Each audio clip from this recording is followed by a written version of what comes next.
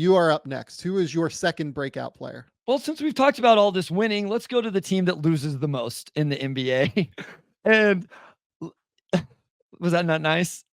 It was good. It was right. Oh, I know where you're going, so go ahead. So if you look at odds for most improved player, the Detroit Piston that you will find is Cade Cunningham. I am not going to go Cade Cunningham here. I think the player that has a chance to break out finally in year 3 and maybe live up to the number 5 overall selection is actually Jaden Ivey. And there's been a lot of conversation, including from me. I actually had a Pistons fan DM me and be like, Bryce, you guys keep talking about all this floor spacing and what it does for Cade. What about what this does for Jaden Ivey?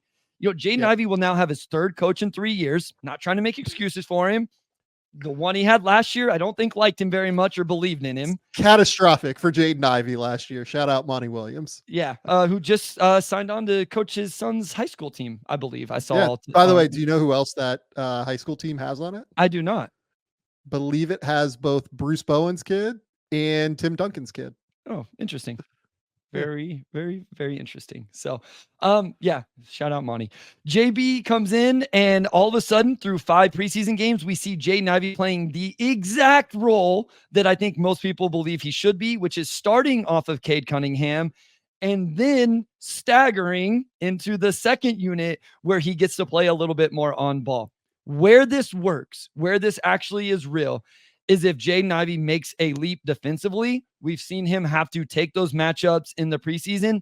Can he do that? He's shot the ball extremely well from 3. What he's shot right now isn't going to hold, but is the catch and shoot real? And I just think we see a confident Jaden Ivey right now under this new coaching staff. And I feel like he lost some belief in himself last year because it seemed like the organization lost a little belief in him. Yep. Look, Jaden is the guy I was talking about earlier when I said, I just believe in the talent at the end of the day. I think Jaden Ivey is an immensely, immensely gifted player. The athleticism is just so serious. I'm so glad you brought up that idea of floor spacing, right? Having serious floor spacing around is going to absolutely open up lanes for a guy that doesn't need much space. Like if you give him a little crease, he is so quick and so strong and so physical that he's going to be able to kind of blast through that crease and be able to get to the basket. He's been fantastic in the preseason. Maybe, you could talk about the way they've been using him a little bit more, but if you just look at the numbers here, right? 22 in their opener against Milwaukee, 16 in the back-to-back games against Phoenix, 19 against Golden State before they, he had 8 points or 8 minutes in that game against Cleveland and was fine in that game too. But the passing has been there too. Like he had 5 assists in the game against Phoenix, 4 assists in the game against Golden State. He has that same level of athleticism. This is just like a baseline level scout. You can go into a little bit more detail of what you've seen watching in the preseason, but he has that baseline level of just insane athleticism. But what I liked about him most in the second half, like really like back third, I guess I would say, of his rookie season was that things really started to slow down for him. And then last year was like the throwaway year with Monty, and I felt really just bad watching him a lot of the time because, again, it felt like Monty Williams just like did not believe in him. Can we talk about this again? Just this might be the last time we bring this up on the show. Killian Hayes did not make the Brooklyn Nets, got cut. Killian Hayes was starting over Jaden Ivey last year. And typically I am somebody that will go, well, you know what? Like maybe there's a reason for that. Maybe there's a purpose for this coach not starting this player. Maybe he's just not showing it in practice. Maybe he's not playing super well, whatever it is. Maybe there is something wrong with him. Can we just say that Killian Hayes starting over Jaden Ivey at times last year is the most batshit fucking crazy thing that I have seen in an NBA rotation in a long time. Not at times. To start the season, like for the first like 30 games or whatever the hell it was. After a season in which Jaden Ivey averaged 16, 4, and 5 and was 6th in Rookie of the Year. And by all accounts, Jaden Ivey is a very hard worker. Like everything I hear, as people know, like I'm not around the team. I don't live in Detroit. So like, I don't have firsthand knowledge of all this stuff, but not like a bad guy, not a guy that I hear major attitude issues or something like that. It was just, I could justify Jaden coming off the bench. There was some idea that maybe he's a 6-man type of player, especially on this team. Not for Killian Hayes. Not for Killian Hayes. And Killian Hayes did not make the Brooklyn Nets this year. Yeah. The Brooklyn Nets, who their over-under win total, I think, is 19.5. Like, seriously, Killian Hayes, professional basketball player. Like, I don't mean to be disrespectful, but like, come on.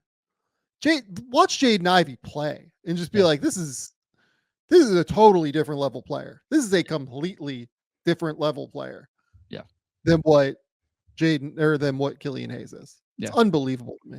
Yeah. So just some things we've seen from Ivey here. Like, he takes the Dame matchup in that game.